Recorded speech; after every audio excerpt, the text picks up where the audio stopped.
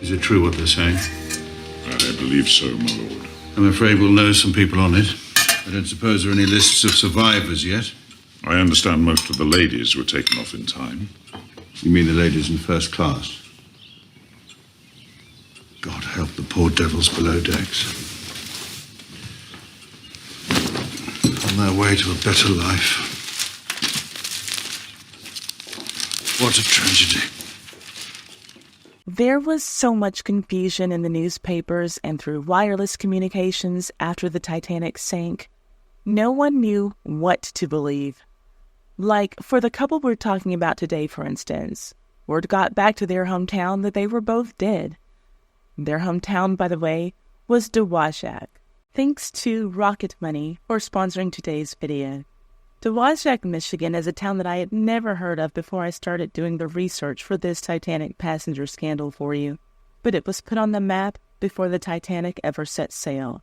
And yes, our first-class passengers from today's story are indirectly related to the town's boom. Dickinson Bishop and Helen Bishop were a pair of newlyweds who were returning home on the Titanic after a several-months-long honeymoon. Their plan was to get off the Titanic and have their chauffeur drive them from New York to Michigan. But we all know that they had to change their plans, mainly because the Titanic sank. But maybe Dickinson and Helen would have been able to get back on track. Spoiler alert, they both survived the sinking. But would Dickinson be able to survive the rumor that he only made it into a lifeboat because he wore a dress and pretended to be a woman? And if that was what people were saying about him, how would his wife feel? Helen. And oh yeah, Helen was his second wife. The truth is that he was only able to afford a first-class ticket on the Titanic because he had inherited millions of dollars from his first wife after she died. He didn't have any money of his own. So the truth was that people were already saying some pretty harsh things about him before he got on the Titanic. You can imagine using that poor dead girl's money to gallivant all over the world with his new wife. He's sickening. Well, when you're living off of your dead wife's money, you want to be extra careful about how you manage it, because the townspeople have their eyes on you. Dickinson Bishop wanted to cancel every subscription that he didn't need, so that everyone in town would see that he was living a frugal life. Every time that Victrola Flix truck pulled up to his mansion, Dickinson would get nervous and hope that his neighbors weren't judging his spending habits. If he didn't want to be condemned for his love of ragtime records, he knew that he had to let that service go. But boy, oh boy, did he hate waiting on hold on the telephone to get customer service at Victrola Flix to cancel his shellac record disc delivery subscription. When it came to sticking out that long wait time to talk to a customer service agent, Dickinson didn't have a choice, but we do. Today's sponsor, Rocket Money. When I logged into Rocket Money to see what subscriptions I could cancel, my Max streaming subscription caught my eye. I forgot that I even had it because I hadn't been logging in. So it was a no-brainer. I used Rocket Money to cancel it. And now that money is staying in my bank account. I didn't have to wait on hold with Max customer service or even make a phone call. With a couple of clicks on my Rocket Money app, I was done. I saved time and money. And I want to make it clear, you can use Rocket Money on your phone or your computer. I know that some of us prefer a larger screen. Rocket Money is the app you need to save more and manage your money better. It has helped its members save up to $740 a year when they use all of its features, like negotiating your bills to lower them. It does a lot. Don't be like Dickinson Bishop. Stop waiting on hold with customer service. Take control of your finances now. Save more and spend less when you join the over 5 million members using Rocket Money today. Go to rocketmoney.com/hotmesshistory or click the link in the description box to get started for free. Now back to our story. The word around town was that Dickinson secretly married his second wife, his Titanic companion, on the first-year death anniversary of his first wife.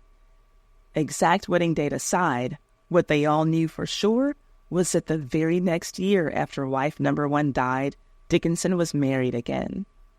Dickinson's first wife had been the pride and joy of their small town, so the people thought that the newly made millionaire could have taken a little more time to grieve. The timing of Dickinson's wedding dates would become a major topic later in his life, and we'll talk about it. But what about Helen? How did she feel about living in the shadows of Dickinson's first beloved wife? Well, Helen didn't care about living in those shadows. She just cared about living. You see, when she and Dickinson were on their honeymoon in Egypt, a tarot card reader told Helen that a shipwreck was in her future. That tarot card reader told Helen some other things that also manifested in real life. I'm going to tell you everything about that, plus the background stories on our Titanic characters and what happened to them after the Titanic. This is a story about bad luck, bad decisions, and possibly the ugliest woman who got into the first Titanic lifeboat as the ship's lieutenant gave the order that we have all heard about who was to get in the lifeboats before anyone else. Say it with me. Brides and grooms first. Newlyweds first. Yes, Helen claimed that those were the orders that she and her husband were given, not women and children first. Brides and grooms. Apparently, the executives at White Star Line took holy matrimony very seriously, and that's how Dickinson Bishop got into the first lifeboat that was loaded. A total lie and a total hot mess. Let's get into it. But first, if you like these videos about the most scandalous people from yesteryear who make Ty's Hot Mess History a time capsule for the culture, subscribe and hit the notification bell so that you can know every time that I upload content. And please hit that thumbs up to support this video for free. Whether you are watching or listening, thank you for letting me be a part of your day. Now, on to why you are here. Dickinson Bishop, who was also called Dick Bishop, purchased ticket number 11967 for a first-class cabin on the Titanic for himself and his new bride, Helen. The pair got married on November 7th, 1911, and had been honeymooning for 4 months. They visited Egypt, Algiers, Italy, and France. France was their final stop before boarding the Titanic in Cherbourg. We're going to talk about their Titanic voyage that got cut short because of an iceberg. But before we get them on the ship, let's go back in time a little so that we can see how Dick was able to afford to book passage on the most luxurious ship in the world, in one of its finest cabins. And that all comes down to his first wife, Mary Beckwith Lee, the richest girl in Michigan. And no, Mary wasn't a 1900s career gal. She was rich because she was born into money, a lot of it, from her father's side of the family and her mother's. Mary's father was the president of a bank, Citizens State Bank. His salary alone would have been enough to support a very lavish lifestyle for the family. But you know how it goes, often. Money marries money. And before Fred Lee's daughter became the richest girl in town, he had married the richest girl in town. You see, Mary's mother, Kate, was the daughter of Philo D. Beckwith, and he was the founder of the Round Oak Stove Company, which was founded right in Dowagiac in 1871. Philo was the Michigan Stove King. The Michigan Central Railroad ordered heaters from him for all of their depots on the stretch from Detroit to Chicago, and he had a darn good product. Round Oak stoves were made from high-quality materials, and they were durable. They were considered to be the finest heating stove that money could buy. By the 1890s, a lot of imitators had popped up, but they could not match Round Oak's quality, so they didn't last. Round Oak was running the town. It was Dowagiac's biggest employer. Of the 5,000 residents, 1,200 of them were employed by Round Oak. Round Oak was Dowagiac and vice versa. The company sponsored the town's semi-professional baseball team, the Round Oak Baseball Club. Round Oak Stove Company also sponsored the town's band. You guessed it, the Round Oak Band. And that band played at company-sponsored dances that were held in none other than Round Oak Hall. It wasn't quite a company town, but it was pretty close. So, now that we know who Mary's parents were, we have a picture of the family that our Titanic passenger, Dickinson Bishop, married into. I haven't forgotten about him. I just want to show you how he got his money. So let's finish up the story about his first wife and her family, because it's an important part of Dick's story. For without the Beckwith-Lee money, Dick doesn't make his way onto the Titanic. Not in first class, for sure.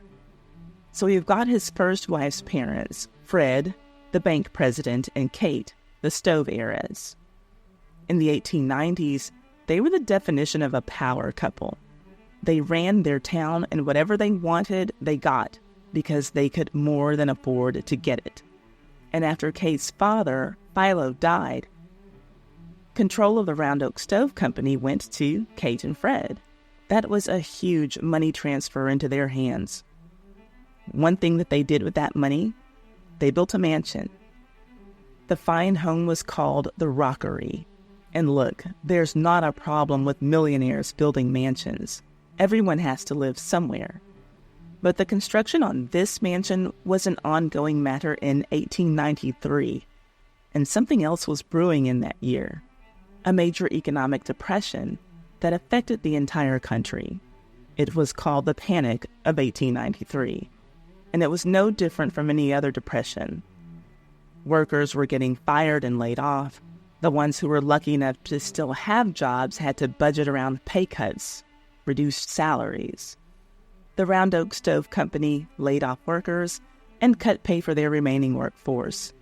But remember that Kate and Fred are the Round Oak Stove Company, and while their employees had no choice but to feel the economic pinch of the panic, one thing that Fred and Kate Lee did not do was stop construction on their brand new mansion. Needless to say, the people of Dowagiac were angry. But their anger didn't change anything. As 1893 continued, so did the pay cuts, and so did the construction on the mansion. Round Oak ended the year with another round of layoffs, about 50 men. The people grew angrier. Gone were the days of Philo Beckwith, who sponsored everything that the town needed and wanted. They were left with his daughter, Kate, who had never worked for anything a day in her life, and Kate's husband, Fred, who didn't care about them. All they wanted was to stuff their pockets and move into their new mansion while everyone around them starved. Tensions between the haves and the have-nots came to a boiling point at the start of the next year, when in February of 1894, B.F. Bentley, who had been laid off from Round Oak Stove Company, took his own life. Here's what was written in an 1894 edition of the Herald Republican in a brief simply titled, Suicide. B.F. Bentley, who has been an employee of the Round Oak Stove Works for several months, left home the first of last week and went to Jackson. Friday, word was received here that he had committed suicide at a hotel in that city. He left a letter directed to Mrs. B.F. Bentley of this city, saying he was unable to procure work and was tired of life. He left his family without any means whatever, and the coroner at Jackson was instructed to dispose of the body as he saw fit. End quote. The Round Oak Stove Works employees and former employees were sick and tired, but there was nothing that they could do but be angry and fume. They were as hot as the stoves that they used to get paid to make. And while they tried their best to contain their anger, construction continued at the new mansion for Fred and Kate. The situation in Dowagiac was the same for about a year. The angry workers versus the rich employers. Construction on the mansion was near completion when the Round Oak Stove Workers employees did the one thing that they could do. They went on strike. Round Oak Stove Works? More like Round Oak Stove Won't Work, or something like that. I'm sure that they came up with a more fitting slogan, something more clever, but that's not the point. The point was that these men used the only resource that they had, themselves, in an effort to get the change that they wanted, and kudos to them. Their terms were simple. When Fred and Kate restored their wages, they would get back to work. And what happened? They got replaced the very next day. Now, the new Round Oak guys just didn't have the right stuff. Of course, they would have to learn the ropes, But even when they kinda got it, their production was slow. But Fred and Kate had to show those old workers who was boss and that they needed to keep their demands to themselves. The response from the original Round Oak workers was to set the company on fire. On March 31st, 1895, someone lit the warehouse on fire. The plan was to burn down the whole complex, as was evidenced by the oil that saturated all of the adjoining buildings. The only reason that the task wasn't completed was that the local fire department put out the blaze before the fire could spread. But some destruction was done. The building that housed the stove trimmings took on $15,000 worth of damage. Adjusted for inflation, that's about $560,000 today in 2024. So while it wasn't enough to shut down the company, it made a statement. The very next week after the fire, the Herald-Republican printed that one of the new Round Oak workers lost a finger while operating a polishing machine. That happened on a Wednesday. By that Saturday, just 3 days later, the labor dispute was settled, and the original Round Oak workers, all 500 men, were able to report back to work the following Monday. It turned out that the new guys weren't worth the risk. Now everyone was happy, or at least the workers were content. Fred and Kate were happy because it was finally time for them to move into their new mansion, their forever home. But forever didn't last very long for Fred and Kate. At the age of 42, Kate died from an illness in 1900, just 5 years after moving in. She left behind her husband, her daughter Mary, and her massive fortune. This would not be the last time that this family built a mansion for a lady who didn't get to live in it. That's actually how we get to our Titanic husband, and we're almost there. It makes all the sense in the world to think that Fred spent the next few years mourning the loss of his wife. But the truth was that he was already having an affair with another woman while his wife was sick and dying. After Kate died, Fred married his mistress, who was also named Mary, the same name as his daughter he had with Kate. So, he moved his mistress into the mansion he had been sharing with his wife, and a few years later, started construction on a new mansion for his daughter, Mary, who was the first wife of our Titanic husband. And this place that they were building for her was something else. I'm not talking just a big old house, no. When this home was complete, it would be a 28-room English-style mansion, complete with Japanese gardens, a tennis court, and an artificial lake. So you get the idea. Mary was born into the richest family in town. So I'm sure that it was a bit of a shock to her father and the town of Dowagiac when she accepted the marriage proposal from our Titanic husband, Dick Bishop. Completely unlike Mary's family, Dick Bishop's family were working-class folk. His dad won a local political race, but he had a day job. He was a hardware dealer. He wasn't poor. He was earning enough money to pay his bills, not build mansions. Mary was the richest girl in the whole state of Michigan. Dickinson met Mary when he himself was a shoe salesman, a respectable job just like any other job that is legal and pays the bills.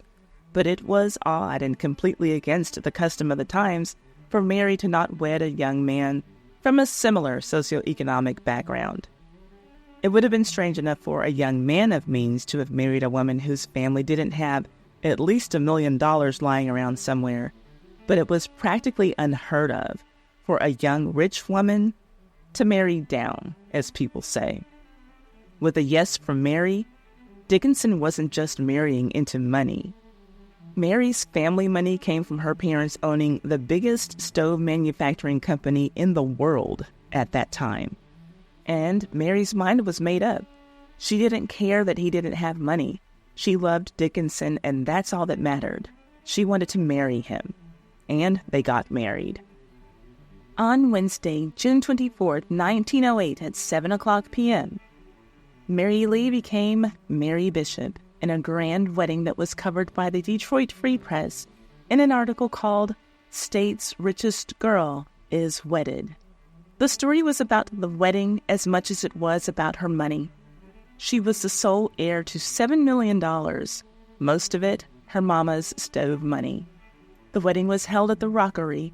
The reception took place in the fabulous mansion's drawing room, which was spacious enough to hold their 500 guests. There were descriptions written about how the entire first floor of the Rockery was covered in white and pink roses and a few other flowers. It sounds like it was a beautiful ceremony. For a wedding gift, Mary gave Dick a brand new $6,500 car. That's $222,000 today, you guys. And he gave her Dick. Himself, that was his name. After their wedding, they left for their honeymoon. Now, I've heard of long honeymoons before, but how about this? Theirs was 18 months. They would spend the next year and a half in Europe and Japan. What a fascinating way to start off a marriage. I love it. Little did anyone know that the honeymoon would last them 2/3 of their entire marriage. There is no way that Mary's father, Fred, could have guessed that this would be the case, because he also gave Dick a wedding gift, and his was even more expensive than the car that Mary bought for her new husband. Fred Lee gave Dickinson Bishop a major share in the Round Oak Stove Company. After all, his little girl couldn't be married to a retired shoe salesman. He needed to look good on paper, and now he did. Everything was looking sunny. You know how it is when people are young and in love and a marriage is starting and there are big hopes for the future. The same was true with Dickinson and Mary. After they returned home from their honeymoon, Mary was pregnant. Everything was going as planned. Construction was almost complete on the new mansion that her parents had built for her. By the time the baby arrived, the new family could get settled into their new place. The baby was due in September of 1910. Then, on September 15th, the baby came on time, a little girl, Pauline Lee Bishop. All of the joy that comes with getting a new baby in the family came with her. And that wonderful feeling lasted for only a very brief time, because baby Pauline died only hours after being born. Mary was critically ill for the entire week after giving birth. Everyone was worried that, like so many mothers before her, her life would end as a result of childbirth complications. Then on September 26th, hope was restored when Dr. Darling, a highly esteemed surgeon from Ann Arbor, came in town to perform an operation on Mary. The next morning, on the 27th, she was feeling much better. Then, the very next day, on the 28th, she died. The entire town was in mourning. Round Oak Stove Works and her father's bank, Citizens State, shut down operations for a week. You remember that I told you that there were 2 times that a Lee family mansion move-in day didn't go as planned. Well, this was the other one. Mary would never get to start her new life with her husband and daughter. She and Dickinson had scheduled a Christmas-time move-in that would never happen. That left Dickinson Bishop with no wife, no child, but a lot of money. With Mary's death, Dickinson was willed everything that had belonged to her, an estate valued at $7 million, having a 3/5 interest in the Beckwith estate, which was now more than his father-in-law. The $7 million alone is worth $230 million today. Dick was loaded. This infuriated Mary's father to no end. Now, the son-in-law who Fred was trying to build up into something on paper to give the appearance that he was worthy of marrying his daughter, the shoe salesman, owned the majority share of the family's business, and there was nothing that Fred could do about it. He was the one who drew up the papers. But it was all supposed to work out in the long term. His daughter wasn't supposed to die, not that soon. But she did.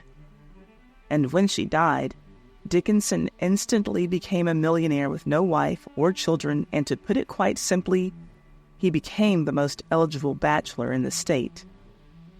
He was dubbed the Stove King of Michigan, and the young ladies who never knew his name when he was selling shoes were now all interested in him.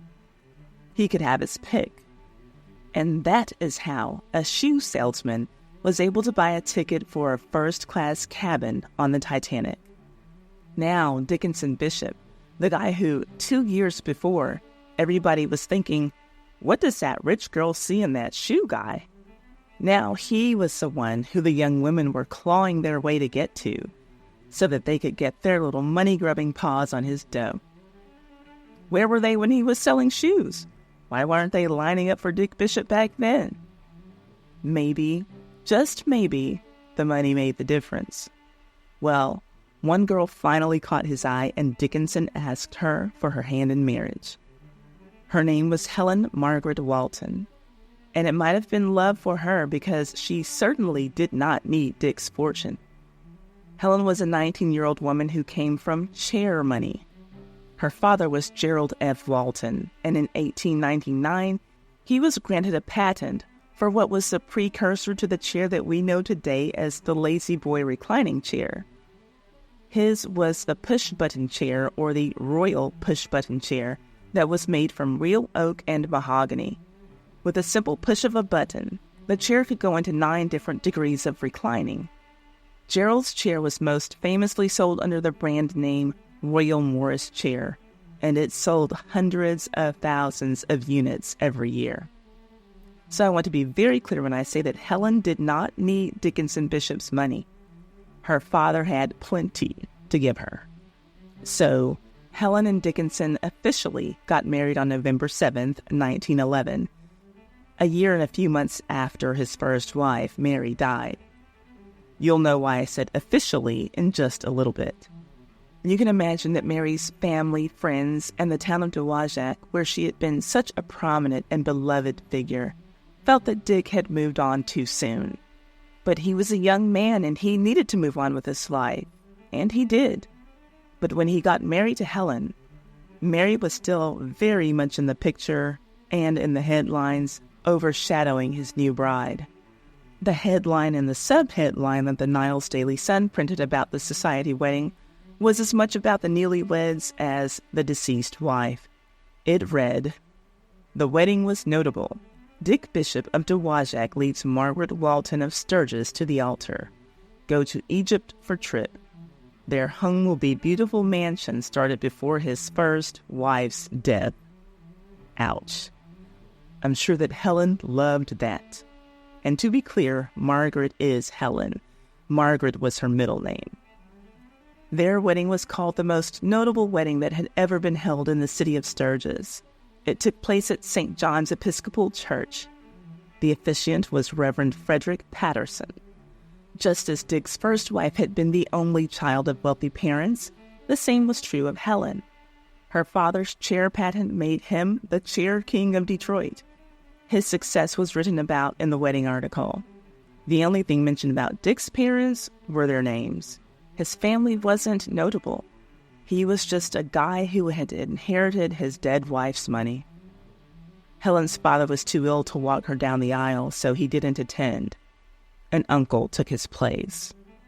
It was also shared that the couple would leave for their honeymoon on January 12th. They would set sail for Egypt. That's the only destination mentioned in this story, but they went to a few other places. Interestingly enough, it's what happened in Egypt that plays a very big part in this story, and we're almost there. But before we get our newlyweds on the Titanic, I have to tell you that the last part of their wedding news article expresses that when they return from their honeymoon, they will take up their new residence in the handsome new Bishop home on Main Street, which has never been occupied since its erection. And yes, that was the mansion that was built for his first wife. Let me know if you have any thoughts about that. Fred Lee, the first wife's father, wasn't crazy about it. But he and Dick were in similar situations now. Through no fault of their own, their wives had died. And remember, Kate died, then Fred married the woman he had been cheating with. He moved her into his rather new mansion. Now, Fred's former son-in-law was moving his new wife into the mansion that was built for his beloved and departed daughter, Mary. Fred would just have to deal with it. He got to move on with his life. Why shouldn't his son-in-law? Sure, Dickinson might have moved on a little too quickly for some people's taste, but at least he wasn't cheating on his dying wife. Maybe this ex-father-in-law and ex-son-in-law had more in common than either of them cared to admit. The White Star Line, which owned Titanic, named their ships with names ending in "ick." Before Titanic, they built the Oceanic class of ships. Dick and Helen boarded one of those in New York to start their honeymoon. It was the Adriatic. From there, they visited the Azores, Gibraltar, Egypt, Italy, Spain, and France. Now remember that something important happened in Egypt. Well, here it is. Helen met a fortune teller, tarot card reader, while she was there. And this person gave Helen a prophecy which really stuck with her. The fortune teller told Helen that she would survive a shipwreck. I already told you that Helen and Dick survived the Titanic disaster. But there was more to the prophecy. Helen was also told that she would survive an earthquake, and then, in an automobile accident, she would die. So now, let's get our newlyweds on the Titanic. As I mentioned, the last stop on their honeymoon was France. Dickinson and Helen spent a few days in Paris before traveling to Cherbourg to board the Titanic. And at this point, I have to mention that seeing that tarot card reader wasn't the only highlight of their honeymoon. While the couple was in Italy, they picked up something really special in Florence, a little dog named Frau. So it was the three of them who boarded the Titanic on Wednesday, April 10th, around 7 that evening. After checking in, Helen received a little favoritism from the steward. Maybe it was because she was rich, or because she was pretty, or maybe it was because Frau was so cute. But for whatever reason, Helen was given the permission to keep her dog in their cabin instead of the ship's kennels, where the dogs were supposed to go. The steward said that the dog was just too pretty to have to stay with the other animals. So, to the Dickinson's cabin, Frau went. Their cabin, by the way, was first-class cabin B49, which was located on the starboard side of B deck, their home for the next few days that the Titanic stayed above water. It was well-appointed and luxurious, what you would expect from a first-class stateroom on the Titanic. It was just what Helen and Dick needed to have a calming voyage back to the United States. But Helen's concern was that Frau was comfortable, so she made a bed for her out of 2 suitcases. For the newlyweds, the next few days were filled with excitement. They were on the ship of dreams, heading home from a dream honeymoon and on the way to start a new dream life. What could be better? I mean, we know what was going on that fabulous ship. They were socializing with the grandest people high society had to offer. They were eating the best food at sea, enjoying the most state-of-the-art amenities that had ever existed on a ship. But you and I know what they didn't know in the moment when they were living it up on the Atlantic. They were scheduled to arrive in New York on Wednesday, April 17th, but April 14th would be the Titanic's last full day above water. It started a little differently from all of the previous days on board because April the 14th was a Sunday. So the dining saloon where first-class passengers had just feasted on a delectable meal the night before had been converted to a church where the ship's captain, Edward J. Smith, would lead the service. That morning, he canceled the lifeboat drill that was on the schedule for the day. After church services in all classes, the schedule went on as usual. There was lunch service, then tea service, giving the ladies in first class a moment to socialize and gossip. Throughout the day, Captain Smith had received iceberg warnings which he did not ignore. In fact, he changed Titanic's course, heading slightly south of his original path, but he did not lower the ship's speed. After night fell, it was time for the ladies of first class to put on their best gowns and jewels for dinner service. If your husband was a wealthy man, it was your job to show it off. So dinner in first class on the Titanic was as much of a meal service as it was a fashion show, with the ladies peacocking around in their expensive dresses, which lay over their corsets that cinched their waists so tightly that they could barely breathe. Somehow, they still managed to eat, and as they were eating on the night of the 14th, First Officer William Murdoch was starting his shift, relieving Second Officer Charles Lightoller as the officer of the watch. Lookouts Frederick Fleet and Reginald Lee began their watch in the Titanic's crow's nest. The night was calm, unusually calm, making icebergs extremely difficult to see, and to make matters worse, the binoculars that belonged in the crow's nest were nowhere to be found. At 10:55 p.m., the nearest ship to the Titanic, the Californian, radios the Titanic with this message from its only wireless operator, Cyril Evans. "Say, old man, we are stopped and surrounded by ice." To which Titanic's senior wireless operator, John Phillips, replied, shut up, I am busy. I am working Cape Race," meaning that he was listening to wireless signals coming from Cape Race, Newfoundland, Canada, which were farther away than the Californian and much more faint. And with that, Operator Evans switched off his radio and went to bed for the night, leaving the closest ship to Titanic unable to receive a signal from Titanic when she would really need to send one, which would be in about 45 minutes. The Californian's wireless operator wasn't the only one tucking into bed at that time. So were Helen and Dick Bishop. A little after 11 p.m., Helen had fallen asleep. The atmosphere in their cabin was peaceful. Dickinson was in their bedroom, awake reading, when all of a sudden, there was a slight vibration in the ship. A bump. That would have been 11:40 p.m. when the starboard side of Titanic scraped an iceberg. It didn't seem like much of anything to the night owls who were awake playing cards and gambling, but it was enough for Dick to alert Helen to wake up and get dressed.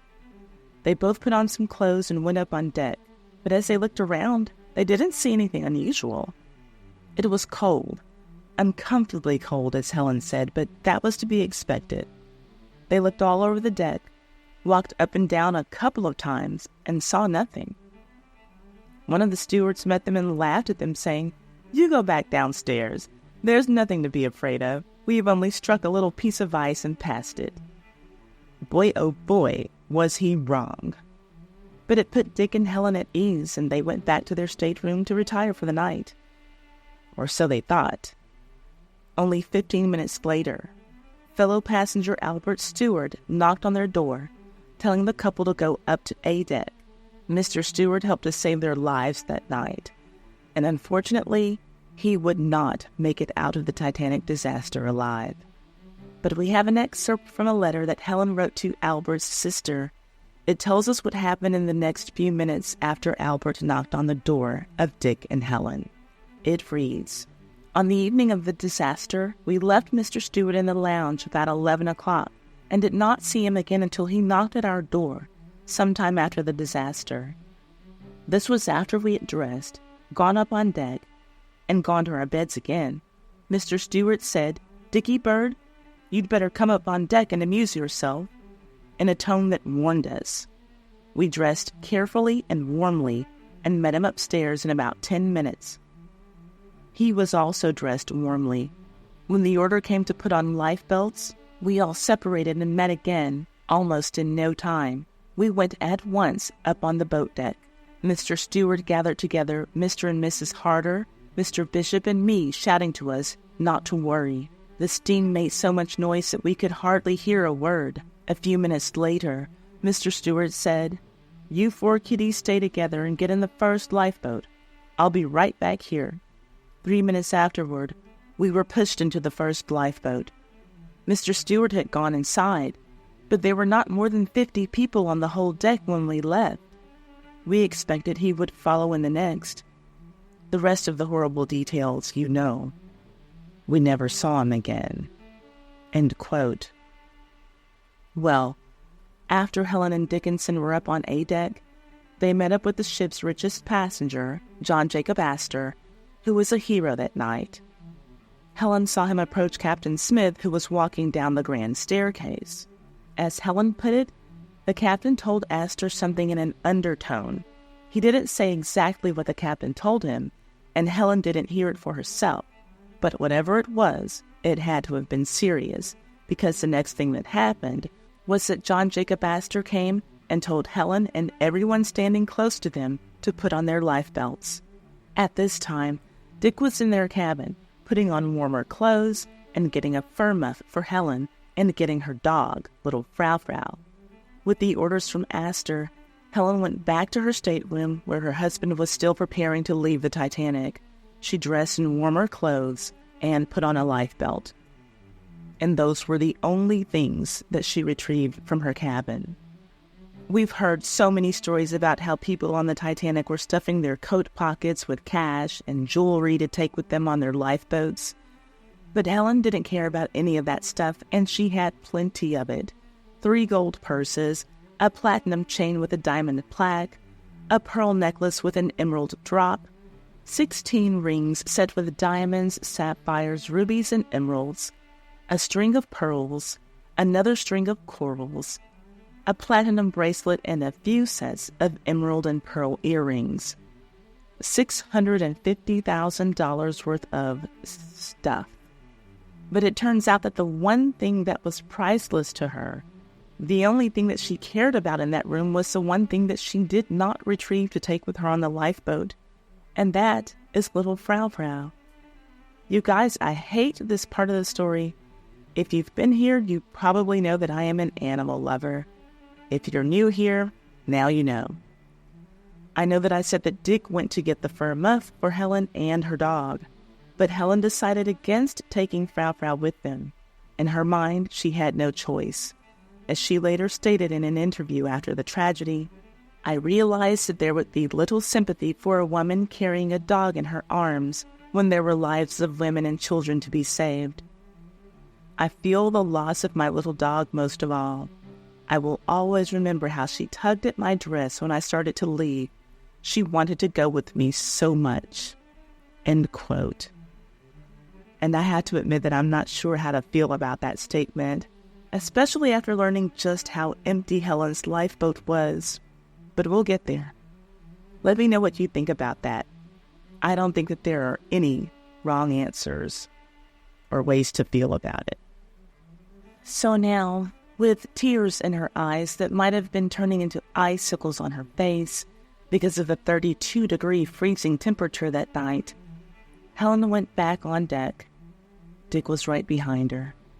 At this point, it was about 12:45 a.m., April 15th, when the famous order went out, as Helen recalled it. "Husbands and wives first. Newlyweds first. Fellas, grab your ladies and get into a lifeboat because there's nothing more important than holy matrimony. Children, get back. The husbands and wives can make more of you when they get to safety." Okay, I added on to that last part, but Helen really did tell the press that she and her husband were the first couple in a lifeboat because they were just following orders. The officers said, "Husbands and wives first." She would change that statement later, but let's just get on with our story and get lying Helen onto the lifeboat. Lifeboat number 7, the first lifeboat to leave the Titanic. Now, in addition to 25-year-old Dick and 19-year-old Helen, there was another young honeymooning couple in lifeboat number 7, John Pillsbury Snyder and his wife Nell. He was 24, she was 23. But they were the only other newlyweds. Also in number 7 were Robert Williams Daniel, a banker, Alfred Norney, a young man who was pretending to be a baron, and Dorothy Gibson, a silent screen actress. We have covered her story on this channel, and if you have seen it, you know that she was out for herself. Actually, Andrew Wilson, the author of Shadow of the Titanic, described all of the passengers of lifeboat number 7 as people with an overwhelming sense of self-preservation. That's a nice way of putting it. So here they were, the first ones to leave Titanic. Their job now was to row their little boat as far away from the big boat as possible, so that when Titanic sank, as she surely would, they would not sink with her. It wasn't the most ladylike thing to do, but even Helen took up an oar and rowed. It was a matter of survival. But guess who refused to row? The fake Baron. He sat in the lifeboat and puffed on a stinky pipe while everyone else rowed. Besides the 24-year-old, able-bodied fake Baron, the everyone else in number 7 consisted of 27 other people, leaving room for 37 more souls who could have lived on. Each lifeboat could hold 65 passengers. If the point of sacrificing Frau was so that another human could live, these numbers on the lifeboat just weren't adding up. But I understand that they didn't know exactly what the situation would be when they got to the lifeboats, so let's move on. Now we have everyone in number 7 taking turns rowing to get away from the very ship that just days before everyone in the world wanted to be on. But at this moment, it was clear that Titanic was sinking. The ladies were afraid the Titanic was going down and she was going to take their lifeboat with her. They were so scared. So Helen tried to calm their nerves and tell them a story. She told them about the fortune teller in Egypt and the fortune that she was given. There were 3 parts to it. 1, she was going to survive a shipwreck. Well, that had just happened. 2, she was also going to survive an earthquake.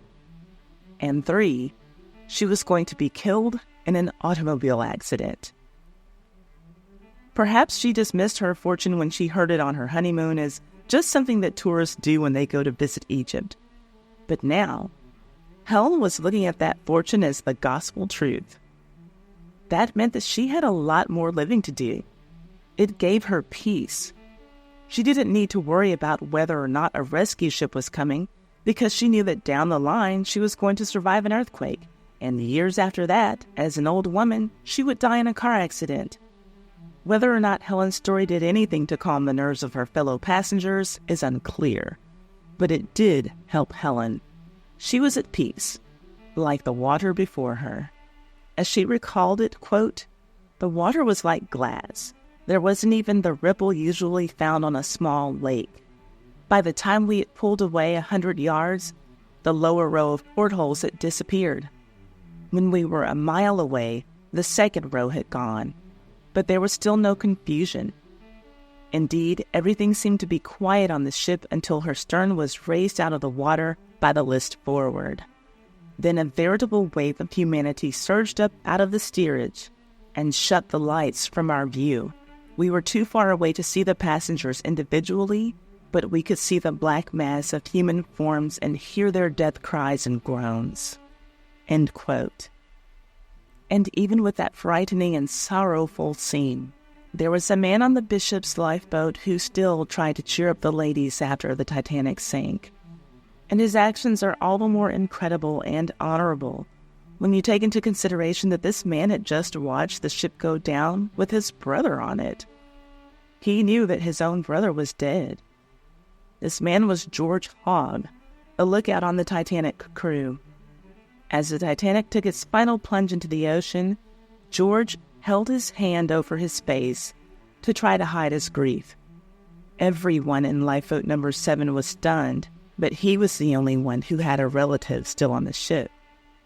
Even with that, immediately after it sank, he made it his business to try to cheer up the women on the lifeboat. That is what we call a true gentleman.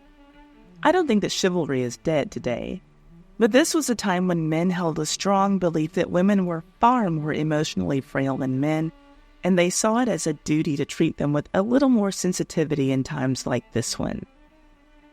Helen put her feelings about George Hogg in plain words. She said, "We all thought a great deal of that man." For the next few hours, there was nothing to do on the lifeboat except to try to keep warm and think happy thoughts. As Helen and Dick snuggled up to each other to share body heat, Helen thought back to her wedding day and how beautiful it was.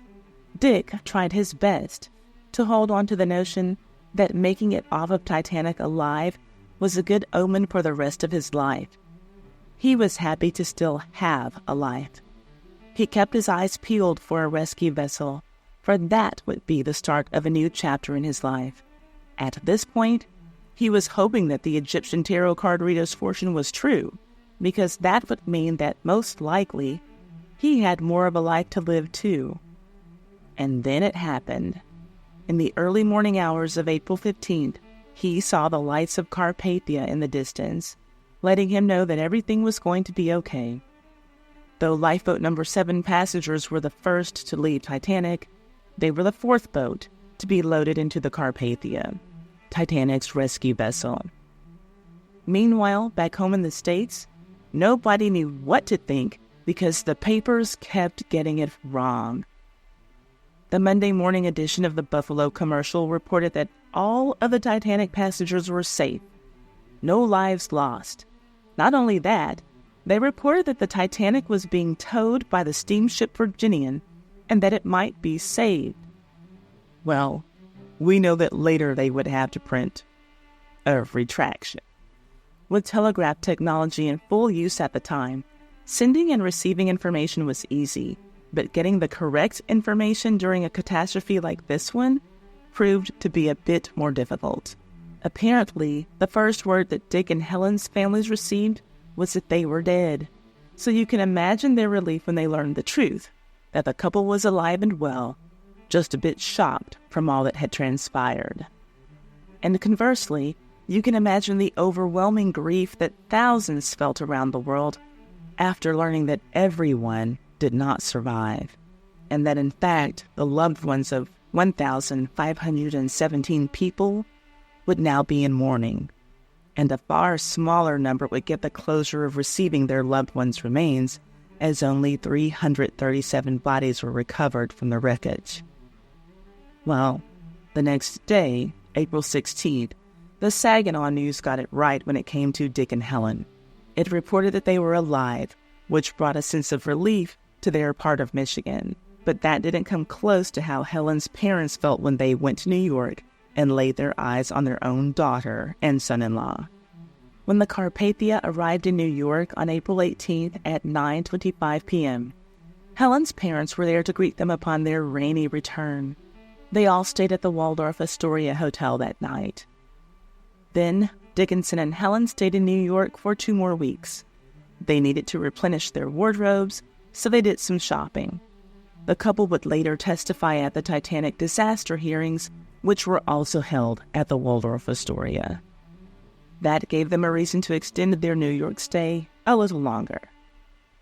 On Saturday, April 20th, the Niles Daily Sun recorded Helen's account of what happened to her and Dick on the Titanic.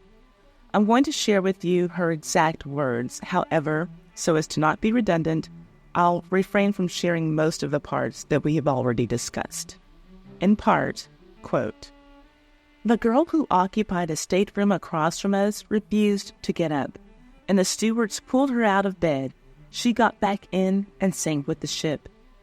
When we got on deck, there were a few people there, but there was tons of ice on the forepart of the ship. We were in the first lifeboat to be lowered over the side. Someone said, 'Put in the brides and grooms first.'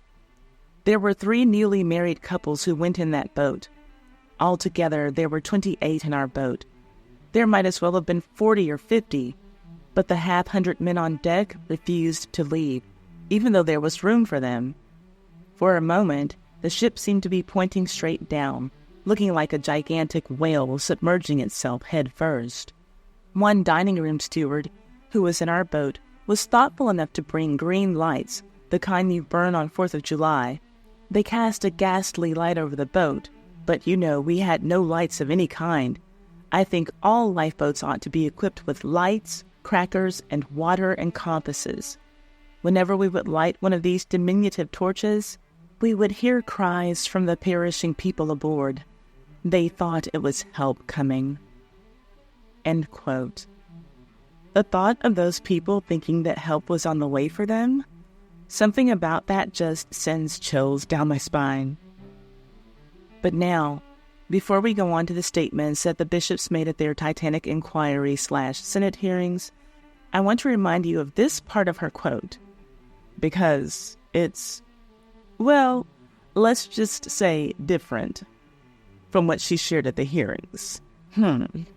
Remember, she said that we were first in the lifeboat to be lowered over the side. Someone said, put in the brides and grooms first.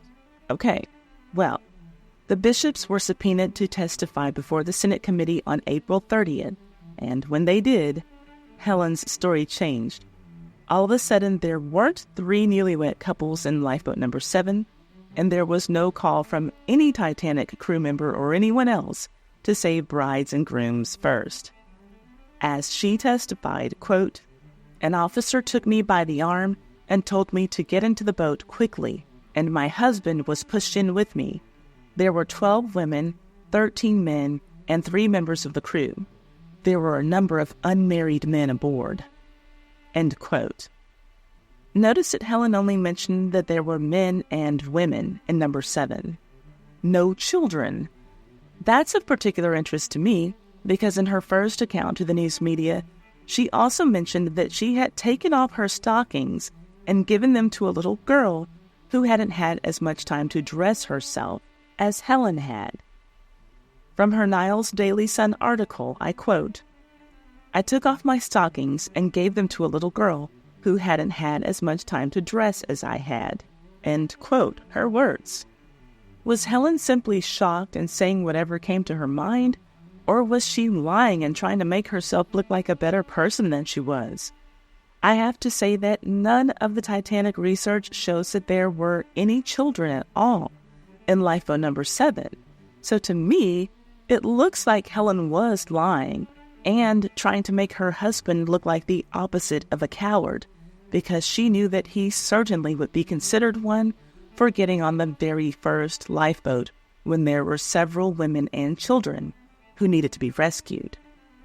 And if you know your Titanic history, you know that J. Bruce Ismay, the chairman of White Star Line, lived the rest of his days after Titanic being labeled a coward because, like our Dick Bishop, he made it off of the Titanic alive.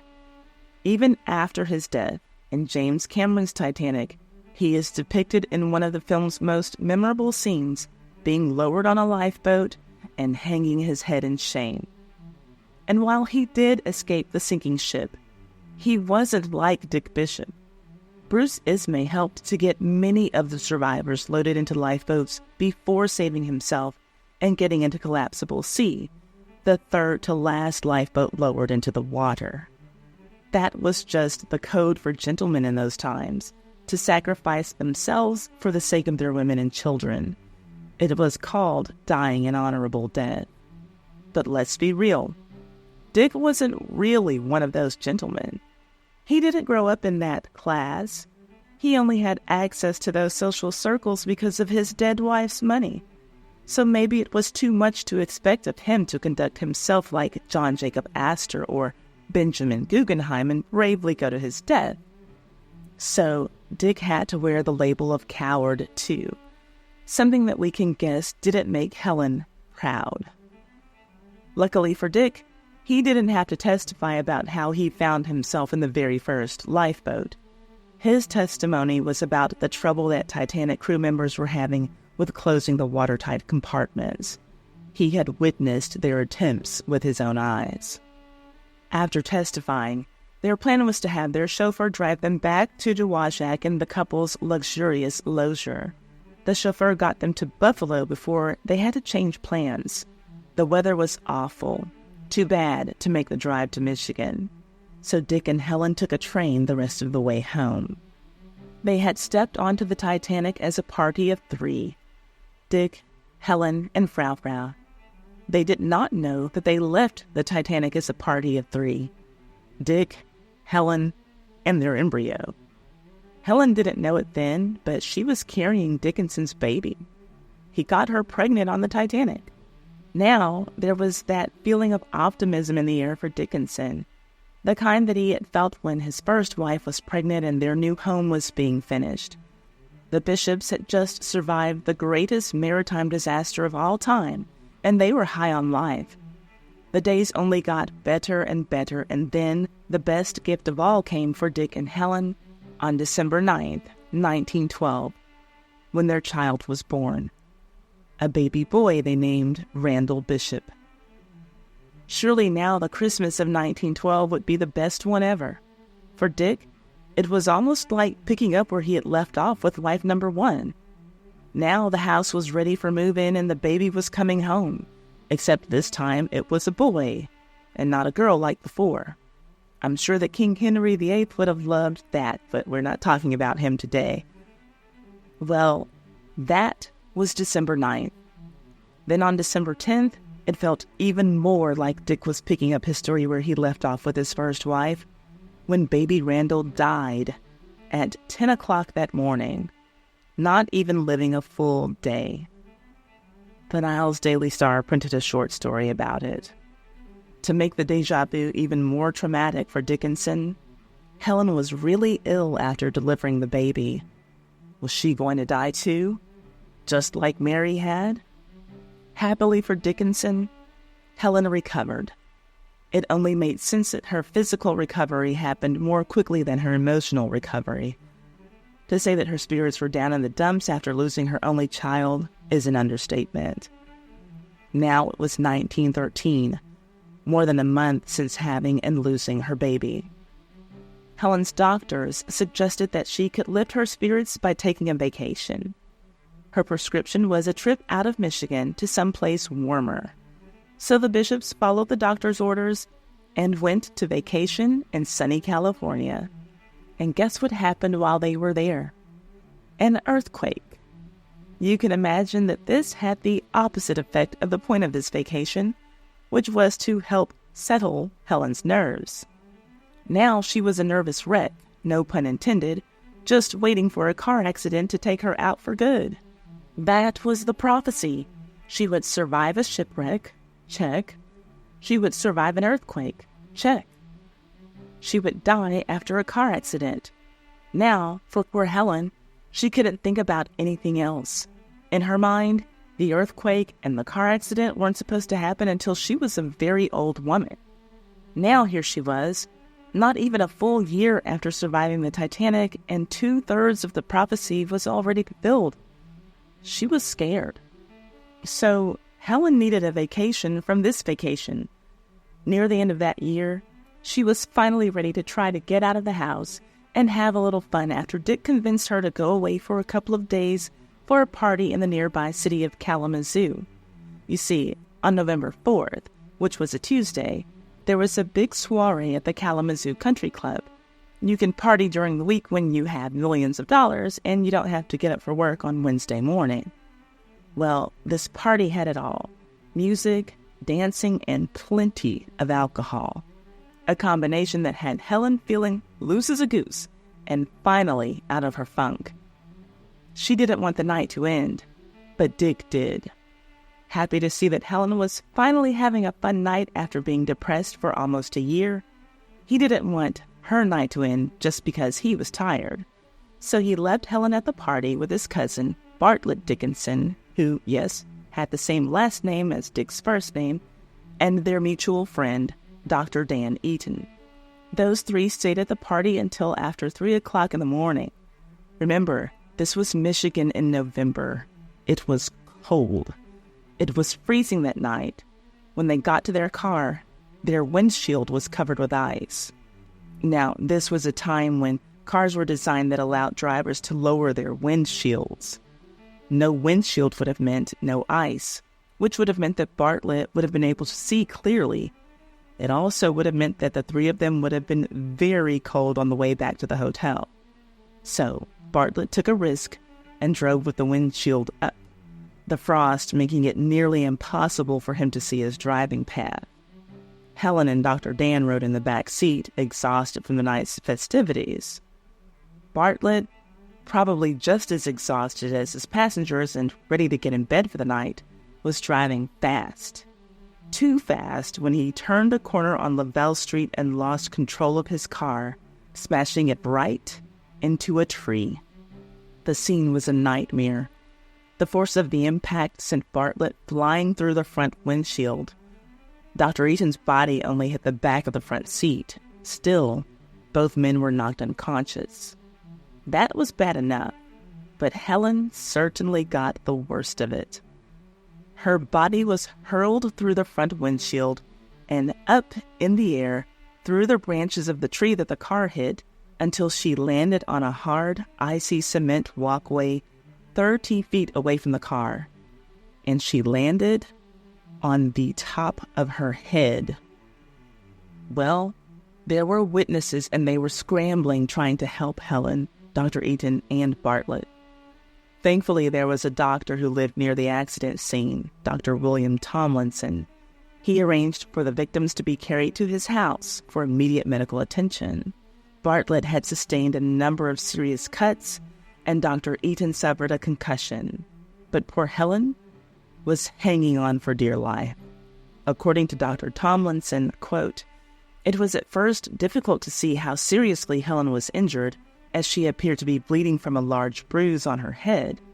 But once she and the two men were sped by ambulance to Voyage Hospital, it became all too apparent." End quote. What became apparent to the medical staff was this: Helen's skull had been crushed, and her condition was critical. Along with her crushed skull, she had suffered a number of internal injuries. Was the fortune teller's prophecy fulfilled in less than 2 years? Was this the car crash that was going to end her life? It surely looked that way. Dick's friends tracked him down at the Burdick Hotel, where he was in bed, waiting for Helen to come join him. As soon as he learned about the accident, he made arrangements for his personal family physician to get to Helen straight away. Dick's chauffeur, Earl, drove Dr. Green at top speed to get him to the hospital. And that's how it was reported, top speed. And that had to have been true, because from the time that the doctor got the call from Dick, it took him less than an hour to get to Helen's hospital room. Now, I understand that it was an emergency, and I'm glad that the doctor arrived safely, but I do think that it was stupid to speed to the hospital.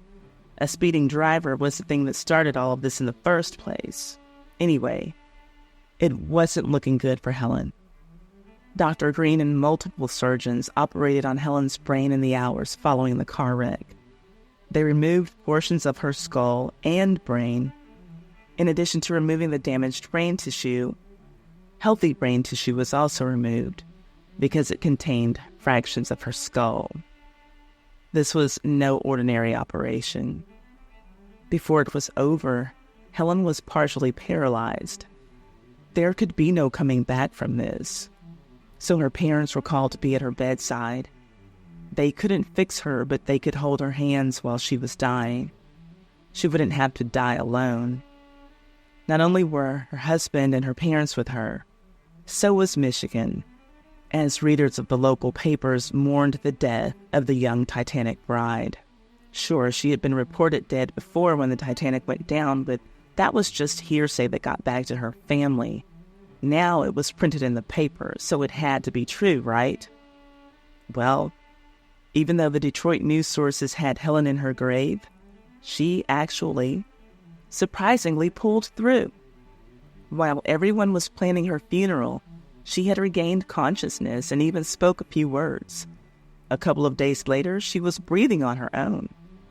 Everyone was so busy planning her death that no one, not even her doctors, had come up with a course of action to take just in case she had survived.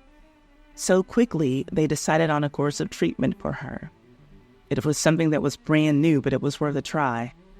The doctors would fix a silver plate over Helen's skull to protect the part of her brain that was damaged.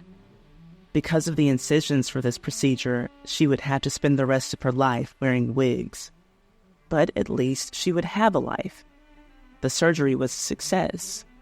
And just when she was ready to be released from the hospital, after a little over a month, she had to deal with another health emergency, appendicitis. After being treated for that for an additional month, Helen was finally discharged from the hospital in January of 1914. Nobody could believe it. Helen couldn't believe it, but she was alive. She cheated death, and now she was ready to live it up. Helen felt invincible. The press thought that she was too. There were stories printed about her suggesting that perhaps she was incapable of dying. This notion might have been reinforced to her after she survived yet another car crash. This one was on September 19th, 1914, the same year that she was released from her car wreck surgeries and appendicitis operation. This time, she was driving and there was no one to blame except for herself. That Saturday, she was out driving one of her fancy cars and ran into a taxi cab with her coupe. She seriously injured W.S. Swartz, the taxi driver, and walked away from the incident unharmed. Doesn't that happen far too often when the bad driver hurts the person they crash into and not themselves? But for Helen, this was yet another car wreck that she survived. Maybe she really was incapable of dying. Or maybe the final card of the tarot card reader's prophecy really was going to happen way later in her life, like she had originally thought. Anyway, Helen's behavior grew more erratic with each day. Whatever she thought about doing, she just did it. Partying, spending money like crazy, and clearly driving carelessly. Maybe she was acting this way because she felt invincible. Maybe her brain surgeries were affecting her behavior. After all, she had more than one surgery right after the Kalamazoo wreck. And she had just had another one near the end of 1914. The purpose of it was to relieve pressure from her brain. And recall, in those first brain operations, some of her healthy brain tissue had to be removed. Maybe that's why she wasn't acting like herself. Maybe that was why Dick didn't recognize his wife anymore. Whatever the reason for her unpredictable behavior, Dick couldn't take it anymore. Dick was tired of it, and he was tired of her.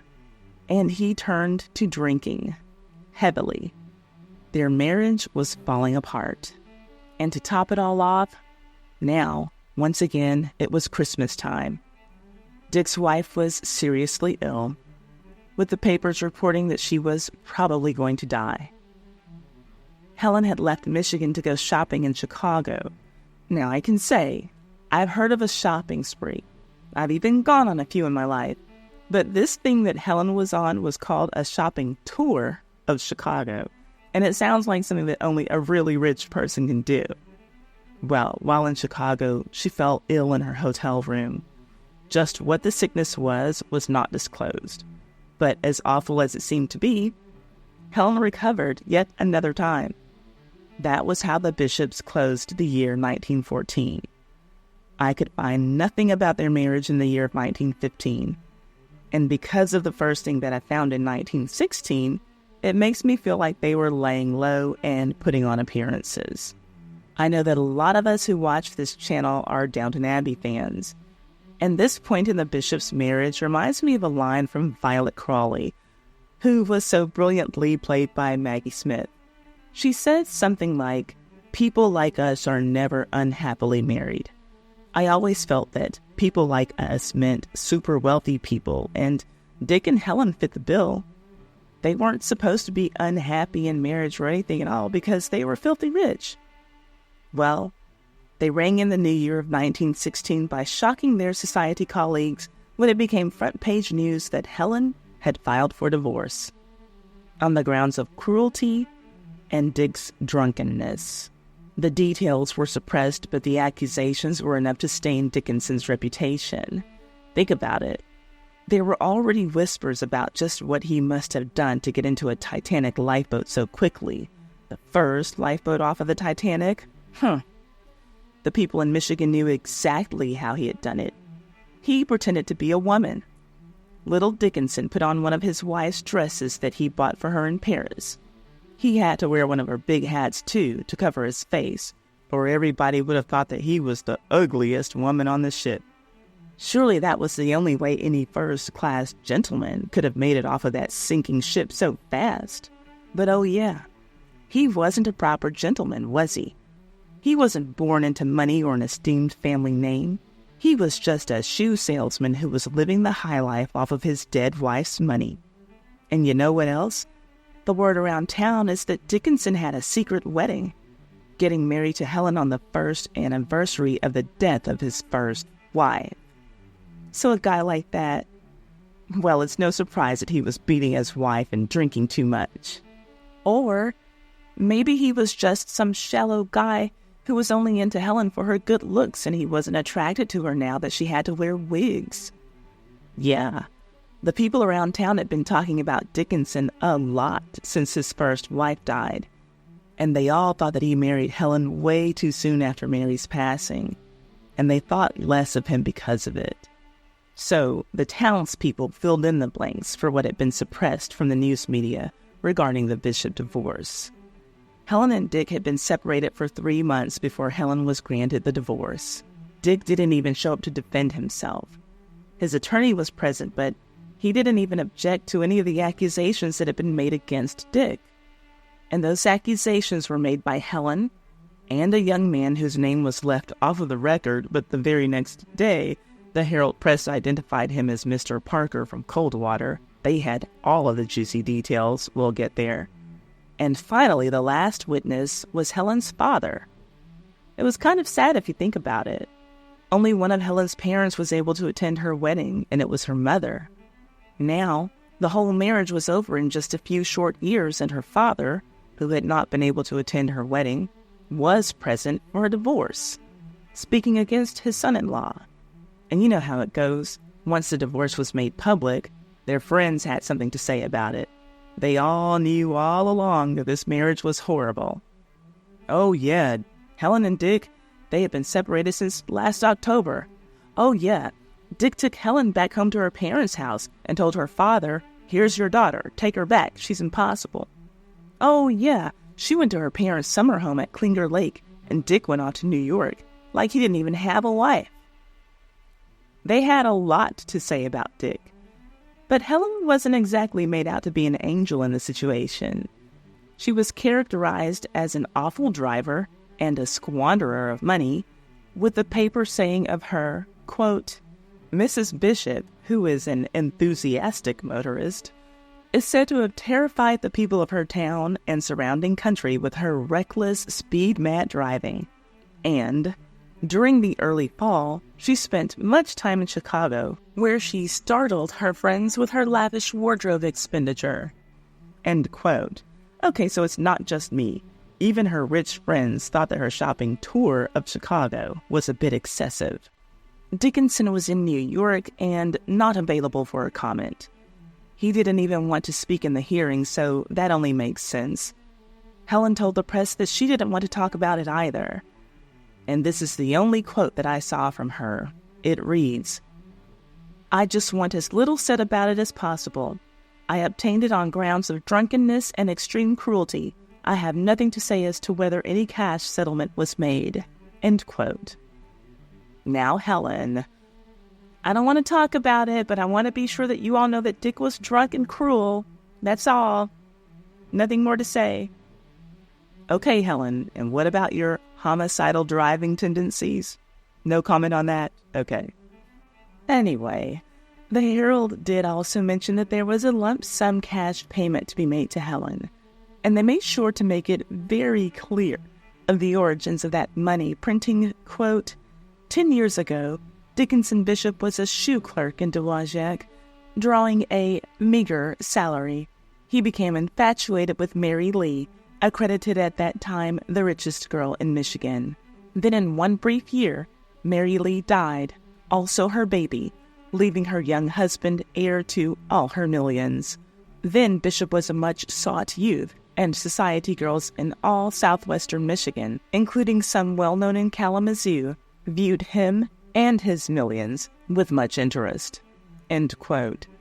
The Herald wrote about the death anniversary wedding, too, making sure to mention that it was just a rumor. Quote, "Rumor has it that they were secretly married on the first anniversary of the death of Bishop's first wife, but there is no evidence to prove this." End quote. If it was true, this didn't only make Dickinson look bad, it made Helen look bad too. So did she deserve any of his first wife's millions? Maybe a fraction of $1 million. $100,000 to be exact. That was the reported payout from Dick to Helen. Chump change. Scraps. Worth only a lousy $2.8 million today. It seemed like that was why Helen didn't want to talk about her divorce, because she was ashamed of the pennies that she was getting for the alimony. But there is a little confusion in the papers about whether or not that $100,000 was just the lump sum one-time payment, or if Helen was supposed to receive $100,000 per year for life, because it is written both ways, the lump sum in one paper, the yearly payments in the next paper. Either way, both interpretations were correct, because it was a lump sum, and it was every year for the rest of her life. Because, you see, Helen wouldn't be alive the next year to collect another payment if there was another one on the way. Every year for the rest of her life was going to last a shorter time than anyone saw coming. Generally speaking, we don't know when our time is up on this earth, and Helen didn't know either. All that she knew was that she was alive, and that at that moment, she was going to squeeze every bit of enjoyment that she could out of each day. So she didn't cry about that measly divorce settlement. She used part of that $100,000 to take herself and a friend on a cruise to the West Indies and Panama. The friend was Mrs. O.W. Cannon, a society lady who lived in Danville, Illinois.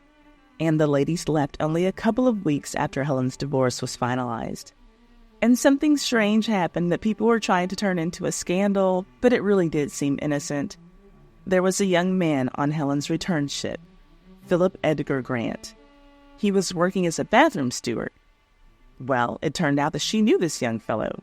He came from a well-off family, but had lost his way. He had dropped out of college.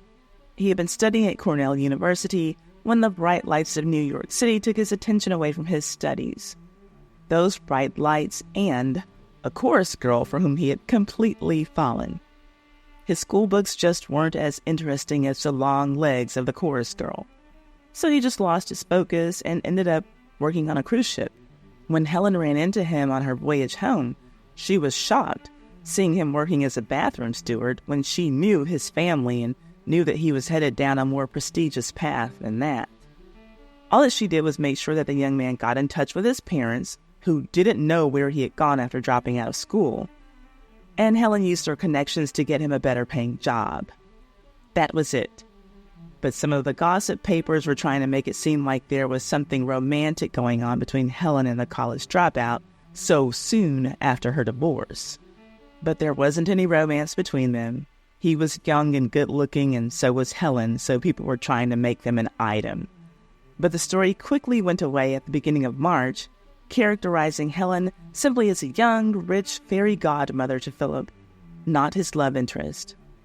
It was Thursday, March the 9th, that she and Mrs. Cannon returned home from Panama. They returned to Mrs. Cannon's home. The next time that Helen was in the news was the very next week on March the 16th. The report was about events from that Tuesday, which has started out like a pretty typical day for her. Not newsworthy at all. She was still at her friend's house. In the course of their uneventful day, Helen tripped over a rug in Mrs. Cannon's sitting room. She tried to get back on her feet before that trip turned into a fall, but she couldn't. And Helen falling down wasn't like the average person falling down. Under her wig, she had a silver plate holding her brain inside of her skull. Falling at the wrong angle could end it all for her. Well, she fell at the wrong angle. And I wonder, in those seconds that she was desperately trying to get back on her feet, did she think back to the fortune teller? Was the prediction correct after all? Indirectly, yes. Helen wasn't in a car when this final move would end her life, but it was the injuries from the car wreck that happened in Kalamazoo that caused her death. She was taken to the hospital after the fall, but there was no operation that could save her this time. The most that the staff could do was make her comfortable until she took her last breath. This moment had Helen's parents reliving their worst memory, when they had rushed to her side to hold her hands after the so-called fatal crash in Kalamazoo. Mr. and Mrs. Walton had been wintering in Florida. but they made it to her bedside to hold her hand just one last time, moments before she died. Imagine that, surviving the most devastating maritime disaster in history, an earthquake, and multiple car accidents, only to be taken out by a buckled rug. This time when the newspapers reported her death, they would finally be correct. Helen Walton Bishop was dead. But my, oh my, there was something else that the papers reported. On the same day as Helen's death announcement, right beside her death announcement. And it was beyond ironic, especially if the stories about her secret wedding to Dick on the first anniversary of the death of his first wife were actually true. It was this. While Helen was dying, as she lay on her hospital bed with her parents holding her hand, Dick was holding the hand of another woman and slipping a wedding band on it. Yes, Dick was getting married to his third wife on the same day that Helen died. And I'm not exaggerating with the timing. Helen died only a few hours after Dick's wedding was over. It was happening again.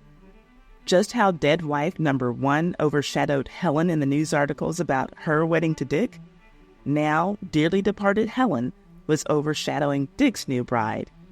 What's her name on her wedding day? The headlines seemed unreal. Bridal Marching Requiem. Dickinson Bishop's divorced wife, who died yesterday, and his new bride of a day. Dies as divorced husband remarries. Helen Bishop dies, divorced hubby reweds. Helen Walton Bishop dies as former spouse speeds west on honeymoon trip to Honolulu. Just like with his first wife, it wasn't Dick's fault that now his second wife had died. Helen's trip and fall had nothing to do with him. He was all the way in Atlanta getting married to Sidney Boyce, a daughter of Chicago publisher and founder of the Boy Scouts of America, William D. Boyce, when Helen was breathing her last breath in Illinois. But the same way that people thought that Dickinson married Helen way too soon after his first wife died, now they wondered, with his third marriage taking place only 2 months after his divorce had been finalized, was he already carrying on a relationship with wife number 3 before he got divorced? Was that why he dropped Helen off at her parents' house and skipped town to go be with his other woman? It seemed logical because otherwise the case would have been that he met wife number 3 after the divorce and had, at the longest, a 2-month courtship before getting married. It was possible, but not probable. And for those who believed in the spiritual realm of fortunes, kismet, destiny, and karmic retribution, if the rumor about Helen and Dick getting married on the anniversary of his first wife's death were true, Helen got a big old serving of karma when the date of her death became her ex-husband's wedding day. And once again, his real wedding day would be on the death anniversary of his previous wife. Dick had to have been really fed up with his wives dying at the most inopportune times. Helen's funeral took place on Friday, March 24th, 1916, at St. John's Episcopal Church, and it was officiated by Reverend Frederick Patterson. If you have an excellent memory, you've recalled that this was the same church where, just 4 years prior, she and Dickinson got married, and the same reverend officiated that ceremony. This was also the same church where the funeral was held for the baby that Helen and Dickinson lost after their honeymoon. Same reverend as well. And I'm sure that many of the same people attended all 3 services. The wedding, the funeral, now another funeral. It must have been surreal for those in attendance. Not long ago, they sat in those very pews with their eyes fixed on a beaming bride with her whole life ahead of her. Then on that day, that same young lady, it was her cold and lifeless form, taking up that same space on that same altar. Some of their eyes might have been fixed on her, and surely others wouldn't be brave enough to look at her dead body. Dick went on to live his life, but he lived it in a different place, not the mansion that was built for his first wife. You see, his father-in-law never got over the fact that Dickinson moved his second wife into that house. Dickinson and his third wife started their married life in the mansion built for Mary Lee, but they didn't stay there long enough to get settled in. Dick's first father-in-law, Fred Lee, bought the house from Dick and converted it into a much-needed hospital for the small town of Dowagiac. He named it the Lee Memorial Hospital in memory of his daughter, and endowed it with a fund which was to provide for its perpetual maintenance. Though there is a hospital in town that still bears the Lee family name, the original Lee Memorial Hospital building was demolished in 1976. But the Rockery Mansion, the one that Fred Lee and his first wife built in the 1890s, still stands today as a historical landmark, and is not very far from the hospital. As for Dickinson and his third wife, his marriage to Sidney would be his last. The couple went on to live a relatively long life together and made a family, having 2 sons and 1 daughter. Mrs. Sidney Bishop died on November 2nd, 1950, while visiting Fort Lauderdale for the winter. She had been sick for a whole year before she passed away at the age of 61. Dickinson lived until 1961, dying from a stroke on February 16th of that year.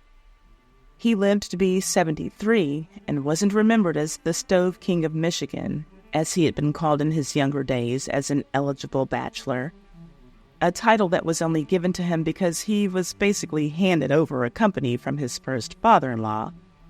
He was memorialized instead as the president of the Marseille Land and Power Company. But his third father-in-law practically handed him the position at the power company too, so what can we say? The man knew how to pick a father-in-law. In addition to being remembered as the power company president, he was also remembered as a survivor of the Titanic disaster. After his death, his relatives said that Dickinson never talked about that night he was rescued from the Titanic. And we know that that's pretty common with a lot of the Titanic survivors. We've heard so many stories about the survivors who lived long lives and never spoke a word about the Titanic. But there was something else that Dickinson never mentioned for the rest of his life: the car wreck that led to Helen's death. Was it because she was the love of his life and the thought of that wreck was just too much to bear? Had he always been freaked out by the fortune teller's fortune and just didn't want to talk about any part of it? Did he feel guilty because he was the one who convinced her to go to that party in the first place? We'll never know why. Helen is gone and Dick is gone, and he took his thoughts with him. But hopefully, with this story and other stories recorded about them, their legacy won't be lost to time. Dorothy Gibson was also in a car accident that she didn't like to talk about, but she caused it, and it took a man's life. Dorothy Gibson was a fellow passenger of Dickinson and Helen Bishop in lifeboat number 7. She was also the star of the very first movie ever made about the Titanic, which was released in theaters only a month after the ship sank. Dorothy was also a self-centered, nasty piece of work and a total hot mess, and you can see her Titanic story here. I will also leave a link to it in the description box and in the pinned comment for this video. And in those same places, I will also leave a link for today's sponsor, Rocket Money. My sources for this story are the Herald Republican Archives, 1893, 1894, 1895, and 1897. Detroit Free Press Archives, 1895, 1899, 1908, 1912, 1913, and 1916. The Herald Palladium Archives, 1900, 1912, and 2019. Dowagiac Time Archives, 1902. The Niles Daily Star Archives, 1908, 1910, 1911, 1912, 1914, and 1916. Niles Daily Sun Archives, 1910 and 1914. Bering Springs Era Archives, 1910. The Buffalo Commercial Archives, 1912. The Saginaw News Archives, 1912. Lansing State Journal Archives, 1912. Battle Creek Enquirer Archives, 1912 and 1913. Detroit Evening Times Archives, 1912 and 1914. The Morning News Archives, 1912. St. Joseph's Saturday Herald Archives, 1912 and 1916. Cassopolis Vigilant Archives, 1914 and 1917. St. Joseph Daily Press Archives, 1914. The Herald Press Archives, 1916. Chicago Tribune Archives, 1916 and 1961. Encyclopedia Titanica. The Courier Northerner Archives, 1916. Shadow of the Titanic by Andrew Wilson. The Times Archives, 1950. Titanic Children, Eyewitnesses to History, edited by Anthony Cunningham, and the Dowagiac Daily News Archives, 2021. This video has been brought to you by me. Well, my Patreon is a sponsor for this video. If you like these dirty scandals on my channel, then you'll love my Patreon, Ty's Too Hot Hot Mess History. It has all of the stuff that I can't talk about or show here because it's just too hot, too violent, too sexual, too graphic, too much. Come and join us there for the hot mess history. The link is in the description box. If you have a business, YouTube channel, or social media platform that you would like to promote to the Hot Mess History Messtorians, email us at Ty1@tysaidwhattysaid.com. We'll come up with a campaign that gives you visibility and fits your budget.